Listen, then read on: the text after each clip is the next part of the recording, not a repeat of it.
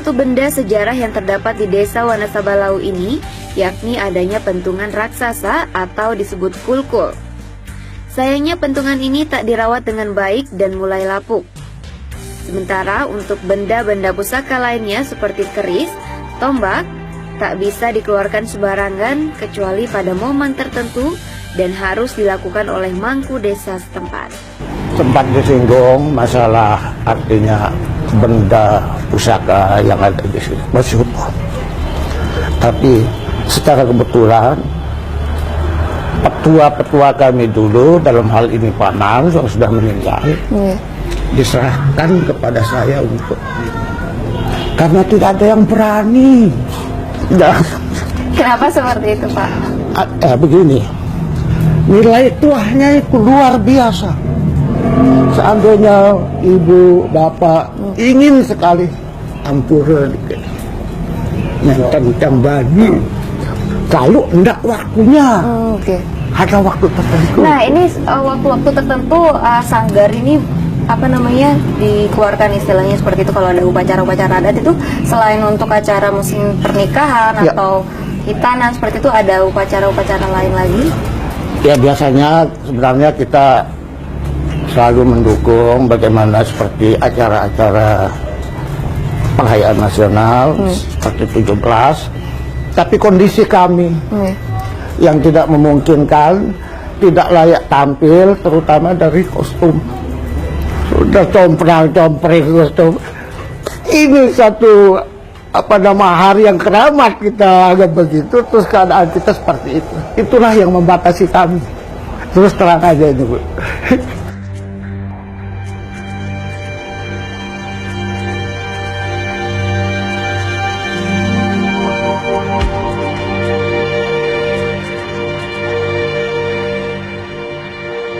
Di Masjid Besar At-Taqwa juga terdapat makam keturunan Raja Pejanggih seperti Raden Pajero Suradipa, Raden Wiracandra, dan beberapa kerabat mereka. Terdapat 2 lokasi makam di masjid ini.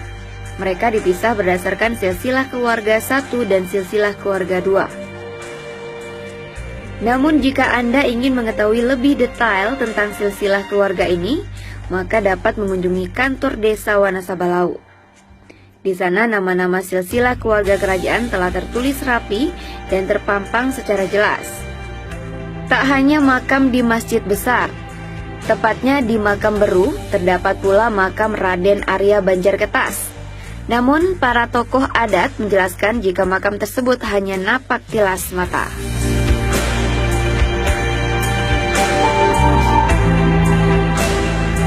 Makam yang dijadikan sebagai cagar budaya oleh pemerintah ini tidak hanya ramai dikunjungi oleh warga setempat, namun warga dari luar desa kerap mengunjungi makam dengan berbagai hajatan, baik hanya sekedar ziarah atau untuk berobat.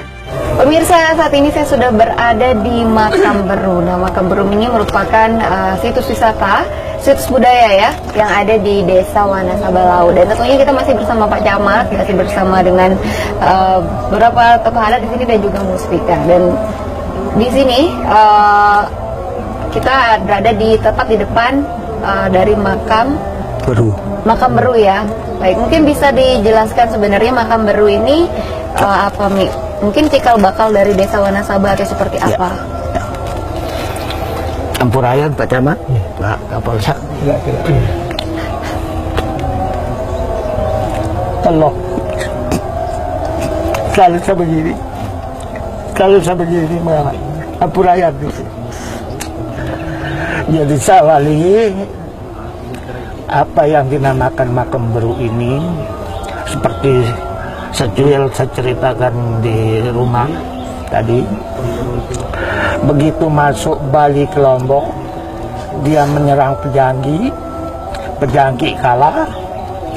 Nah, atas utusan dari Pejanggi itu ada datang, diutus oleh Raja Pejanggi datang ke Selat Barang menghadap raja.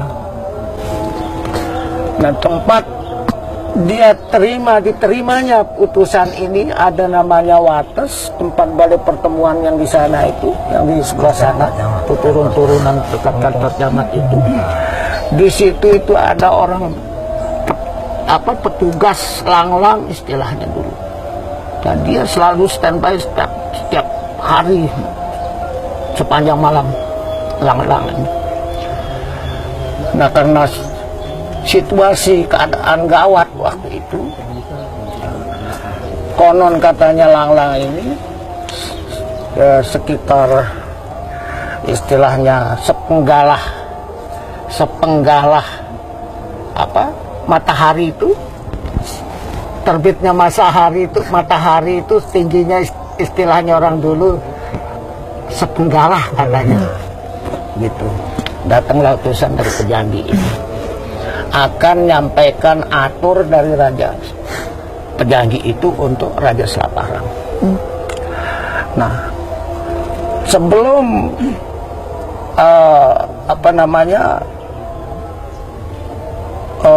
utusan dari Pejanggi itu menghadap ke raja, tidak boleh dia langsung ke raja, harus tunggu kamu di sini. Lang-lang inilah yang matur atau menyampaikan apa maksud niat daripada tamu ini datang untuk akan disampaikan. Nah, setelah mendapat restu dari raja, suruh dia kemari, baru utusan dari Pejanggi itu dikawal oleh petugas lang-lang itu. Nah, sampai sana kira-kira ukuran waktunya itu sudah menjelang asar. Nah, diterimalah dia oleh Raja Selaparang. Ditanya apa maksudnya, disampaikanlah bahwa Pejanggi itu sudah kalah takluk oleh raja dari Bali, yaitu raja dari Karangasem. Sudah di bumi hanguskan. Gitu. Nah, dipanggillah beberapa kerabat kerajaan untuk rapat singkat saat itu. Nah, adalah salah seorang daripada kerabat kerajaan. Kalau begini kita akan menghadapi siat bele. Istilah siat bele itu perang dahsyat. Karena kita didatangi oleh tentara dari luar wilayah Wet Lombok dari Bali. Nah, persiapkanlah apa yang perlu dipersiapkan. Begitulah permintaan raja kepada kaum kerabat kerajaan. Nah, ada salah seorang dari kerabat kerajaan itu mengusul, karena ini kita akan menghadapi siap beli perang dahsyat. Andai kata raja mangkat, siapa tahu siapa yang jadi penggantinya. Begitu namanya. Dia tertegun sejenak gitu. Satu-satunya yang masih ada saudara saya tinggal di Sembalun Bumbung. Tapi dari sejak kecil dia sakit-sakitan. Ini. Nah, sekarang sudah menanjak remaja gitu. Tidak pernah namanya sehat. Tidak penuturan daripada utusan Pejanggi itu, artinya terus langsunglah diiringi. Beberapa hari kemudian diseranglah Selaparang. Nah, Selaparang ini sangat kuat sekali karena dibentengi oleh kali yang dalam. Itu sulit untuk dijangkau yang namanya perkampungan atau kerajaan Selaparang itu. Nah, bisa akhirnya tentara Bali ini bisa dipukul mundur. Pergilah tentara Bali ini meninggalkan Selaparang. Setelah dia pergi, ya, ternyata kita tidak bisa dimasuki oleh tentara Bali karena kali ini merupakan benteng yang kuat bagi kita. Begitu anaknya. Udah, yang mau bertani, bertanilah. Begitulah katanya pesannya ini raja ini. ada tertinggal sedikit, ada tertinggal anunya, kisahnya. Waktu dia tanya siapa kira-kira pengganti dari kalau ada artinya Raja Mangkat, nah diperintahkanlah untuk menjemput saudaranya yang ada di Sembalun Bumbung. Nah karena di situ waktu itu sudah asar, sudah sedikit apa istilahnya, sudah hampir senja. Betul. Dia pergilah Raja Selaparang ini masuk naik ke langgar untuk sembahyang asar. Ditunggu sampai menjelang maghrib tidak kembali. Disusur ke langgarnya itu, akhirnya Raja ini tidak ditemui.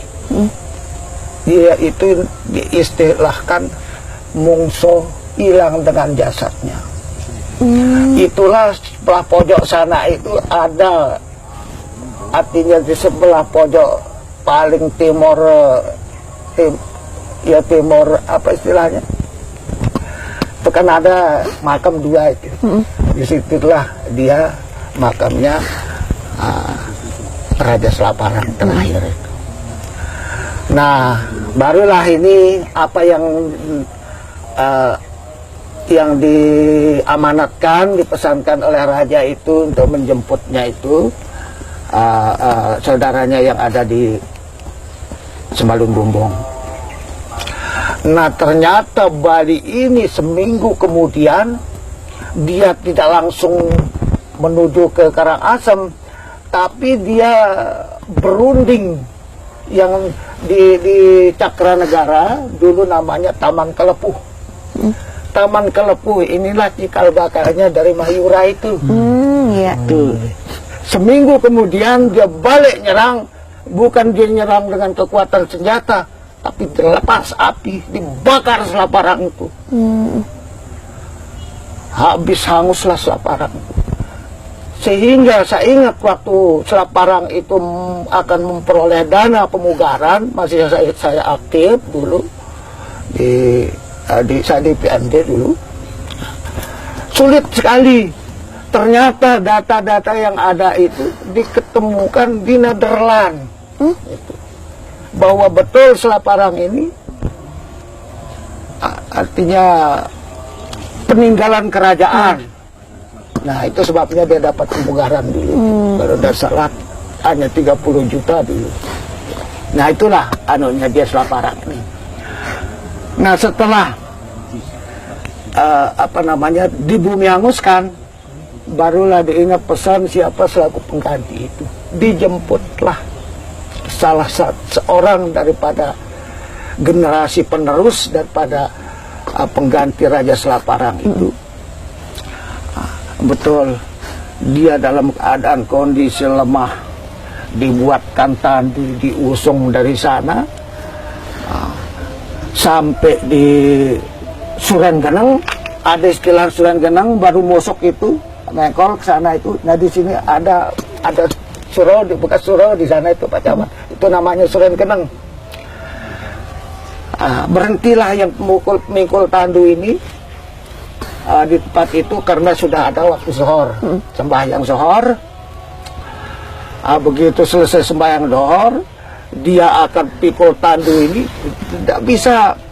tidak bergeming katanya, tidak bisa diangkat. Karena ada maksud lain dia, karena kita masih belum jauh dari Sembalun ini, kita kembalilah ke Sembalun, ketimbang akan melangsungkan perjalanan. Nah inilah sebabnya tidak bisa bergeming, berat sekali sampai 3 kali gitu. Nah disitulah ada salah seorang anggota pemikul tandu itu berpikir, mungkin dia ini sesuai dengan apa yang diamanatkan oleh raja, harus kita bawa bagaimanapun, dia harus nyampe ke Selaparang. Gitu.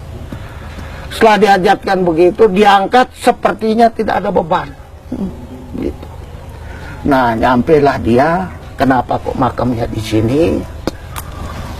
Menurut keyakinan orang tua dulu, apabila ada orang yang meninggal, apalagi di tengah jalan atau di luar desa, tidak boleh dimasukkan kampung. Akan mendatangkan bala menurut keyakinan orang tua. Begitu. Nah, begitu dia artinya dimandikan, dikat kali songgan. Itu sudah bersih, dimasukkan ke tandunya, gitu, dengan batang pisang, kan selaku anunya tuh, alat untuk mandi. Nah, setelah kenapa kok dia itu dimakamkan di sini? Nah, ini kalau menurut penglihatan atau bacaan kita dari awal, alur jalan itu dari sana, baru dia belok ke Selaparang. Tidak ada jalan pintasnya itu, harus melalui sini dia. Gitu. Baru dia perempatan Wanasaba itu baru menjurus ke Selaparang. Gitu. Itu sebabnya dia terjadi pemakamannya di sini. Setelah dibuka tandu itu, begitu akan dimakamkan, mungso hilang, hanya debong punti itu aja yang telah di sini. Gitu. Nah, itu apa yang dikatakan oleh Pak Adi itu, seperti petilasan juga ya, karena jasad itu hilang, debong punti itu ya. Jadi tidak ada yang tahu kemana jasadnya sebenarnya. Tidak ada tahu.